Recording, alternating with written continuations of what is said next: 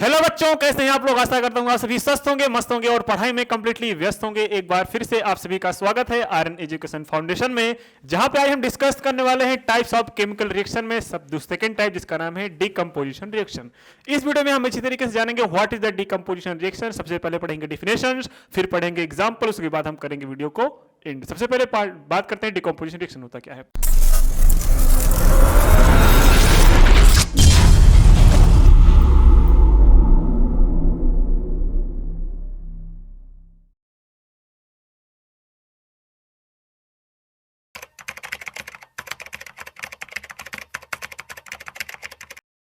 Sir सबसे पहले होता था आपका कॉम्बिनेशन रिएक्शन। क्या होता था? Combination reaction. लेकिन उसी का जस्ट उल्टा क्या हो गया? उसी का जस्ट उल्टा हो गया डीकंपोजिशन रिएक्शन।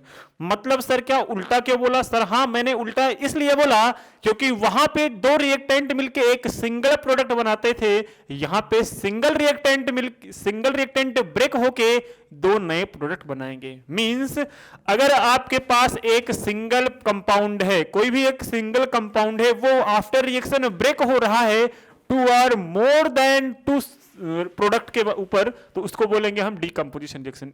अगर डिफिनेशन समझ में नहीं आ रहा, डिफिनेशन पढ़ते हैं, देखते हैं क्या एक्चुअल में लिखा है। A reaction in which a single compound breaks, एक ऐसा रिएक्शन जिसमें एक सिंगल कंपाउंड ब्रेक होता है into two or more simpler compounds, दो या दो से ज्यादा सिंपलर कंपाउंड में, is known as the decomposition reaction. ऐसे रिएक्शन को डीकंपोजिशन रिएक्शन बोला जाता है। ये किस फॉर्म का होता है? यहां पे एक जो आपके सामने दिख रहा है एक्स वाई, ये आपका कोई एक कंपाउंड है जो कि ब्रेक हो रहा है दो अदर प्रोडक्ट में, एक्स और वाई के। इसको हम बोलेंगे प्रोडक्ट 1 और प्रोडक्ट 2। और ये एक्स वाई क्या था? सिर्फ एक कंपाउंड था जो कि आफ्टर रिएक्शन ब्रेक हो गया एक्स और वाई में। एग्जाम्पल देखें, एग्जाम्पल आपके सामने दिख रहा है कि CaCO3 एक कंपाउंड है जो कि ब्रेक हो रहा है कैल्शियम ऑक्साइड में और कार्बन डाइऑक्साइड में। CaO, ये इसको बोलते हैं बिना बुझा हुआ चूना, मतलब क्विक लाइम। क्या बोलते हैं? Quick lime. चूने में पानी नहीं पड़ा है तो उसको बोलते हैं क्विक लाइम। अगर चूने में पानी पड़ जाता है तो क्या होता है? वो तो बुझा हुआ चूना। ठीक है, मतलब CaO का होल ट्वाइस। लेकिन इसमें क्या है? इसमें तो भैया पानी नहीं पड़ा है तो इसको हम बोलेंगे क्विक लाइम, मतलब CaO और प्लस कार्बन डाइऑक्साइड गैस आपको निकल रही है। कब हम जब CaCO3 का नॉर्मली कंडीशन में रिएक्शन कराए, रिएक्शन के बाद क्या हुआ? CaO प्लस CO2 अलग अलग हो गया। मतलब एक कंपाउंड मिलके, एक कंपाउंड हट के क्या बन गया? दो नया कंपाउंड। एक कंपाउंड ब्रेक होके दो नए कंपाउंड बन गए, उसी को बोलेंगे decomposition reaction. The reaction in which a compounded decompose due to the heating is known as a thermal decomposition reaction. Sir ये क्या बात हो गई? ये क्या लिख दिया आपने? बिल्कुल सही लिखा है। क्या लिखा है? The reaction in which a compound decompose due to heating is known as a thermal decomposition reaction. मतलब ये जो CaCO3 क्या वो अचानक CaO प्लस CO2 में कन्वर्ट हो गया? बिल्कुल नहीं मेरे भाई, बिल्कुल नहीं। सर कैसे हुआ? तो यहां पे ड्यू टू हीटिंग, गर्म करने पे, जब इसको हीट करेंगे, किसको? CaCO3 को जब हम हीट करेंगे तब उसके बाद वो डिकम्पोज होगा किसमें? CaO प्लस CO2 में।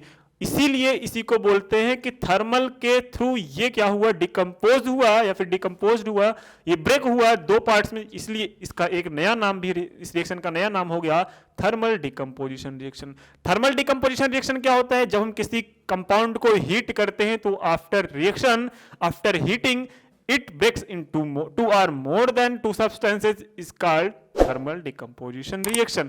मतलब ऐसा रिएक्शन जिसमें हम किसी भी कंपाउंड को गर्म करें तो आफ्टर रिएक्शन वो क्या हो जाए? आफ्टर हीटिंग दो या दो से ज्यादा अधिक प्रोडक्ट बन जाए, दो या दो से ज्यादा प्रोडक्ट बन जाए, उसी को बोलेंगे thermal decomposition reaction. Decomposition reaction का जनरल फॉर्म क्या होता है? आपके सामने NaCl कोई क्या था? एक कंपाउंड था, उसको हमने हीट किया, हीट करने के बाद क्या हुआ? वो NaCl में क्या हुआ? ब्रेक हो गया। ये हो गया थर्मल डिकम्पोजिशन रिएक्शन। आपके सामने एग्जांपल दिख रहा है। एग्जांपल कैसे हैं सर थर्मल डिकम्पोजिशन रिएक्शन के या फिर डिकम्पोजिशन रिएक्शन के? ध्यान से देखिएगा। Decomposition reaction happens all around us but we all often notice them. हमारे आजू बाजू बहुत सारे थर्मल डिकम्पोजिशन रिएक्शन एक्ट होते हैं लेकिन हम उसे नोटिस नहीं कर पाते। जैसे कि the decomposition of carbonic acid in soft drink, जो हम सॉफ्ट ड्रिंक पीते हैं, लाइक कोल्ड ड्रिंक जो पीते हैं, उसमें थर्मल डिकम्पोजिशन या फिर डिकम्पोजिशन रिएक्शन ही होता है, which is represented by the chemical equation H2CO3। H2CO3 break होता है H2O प्लस CO2 में।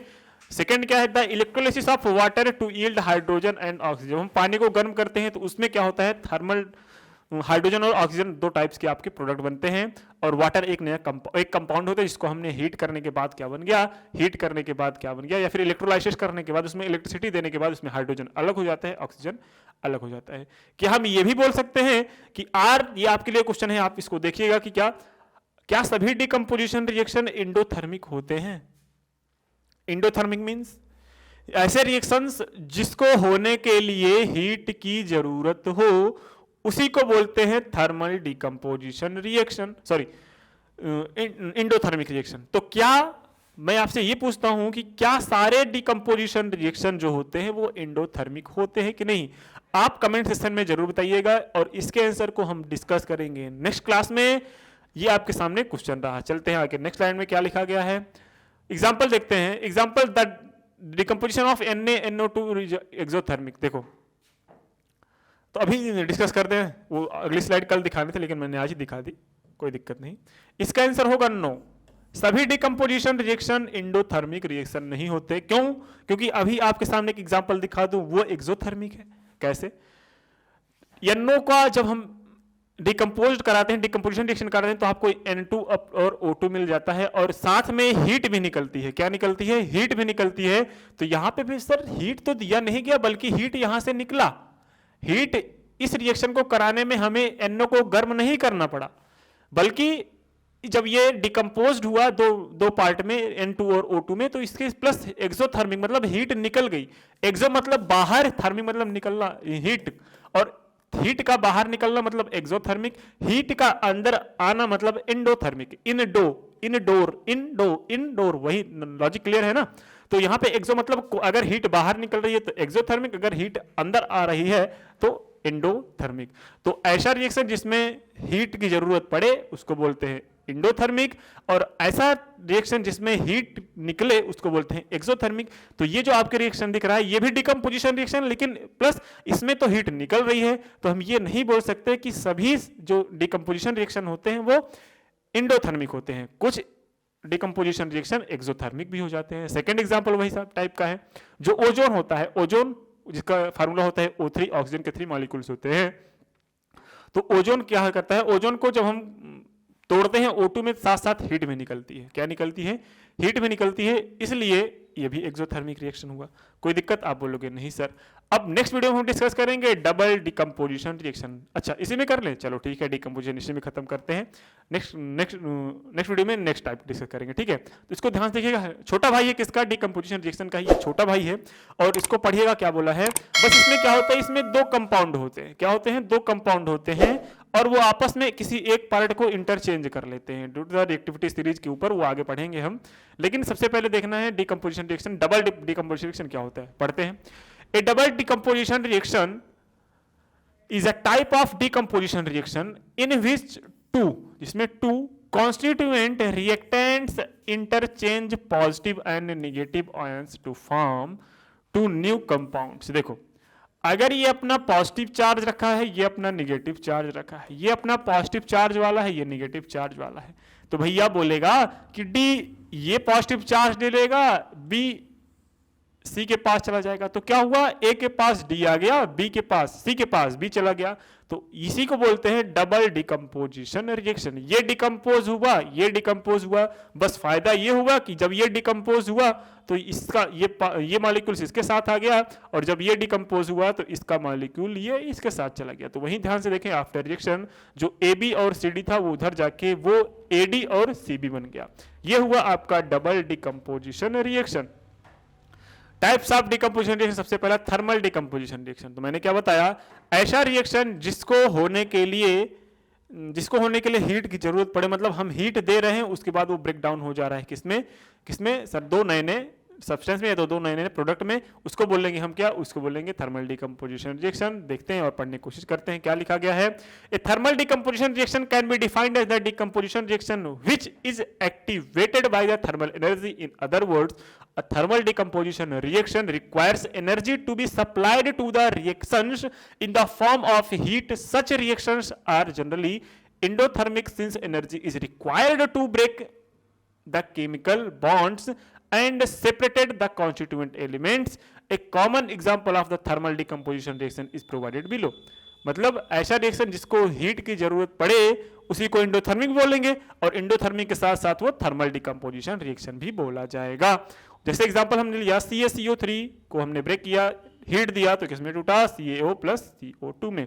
When heated calcium carbonate decompose, जब हीटेड कैल्शियम कार्बोनेट डिकम्पोज होता है into calcium oxide and carbon dioxide, इस process is employed in the manufacturing of quick lime. मैंने क्या बोला, ये प्रोसेस जो बोला जाता है वो क्विक लाइम मतलब बिना बुझा हुआ चूने को बनाने में ये प्रोसेस यूज होता है। Which is an important substance in many industries. भाई इंडस्ट्रीज क्या, अपने घर पे जो लगा है वो भी तो एक CaOE है, यही तो है आपके घर पे जो लगा है, दीवालों पे यही लगाया जाता है ना। तो आई होप ये वाली वीडियोस आपको समझ में आई होगी।